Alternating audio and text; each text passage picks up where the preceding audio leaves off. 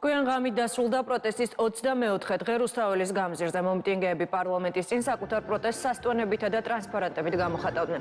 მოთხოვნები უცვლელია ჩატარდეს ხელახალი საპარლამენტო არჩევნები და გათავისუფლდნენ აქციების მიმდინარეობისას დაკავებული მოქალაქეები.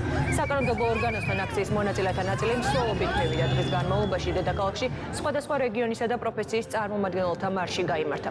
მოცეკვავითა მარშის მონაწილეებმა კი რუსთაველის გამზირი ხორუმის ცეკვით ჩაიარეს. მომიტინგეები ამბობენ, რომ არ დაიღლებიან და პროტესტის სასურველ შედეგებამდე გაგრძელდება.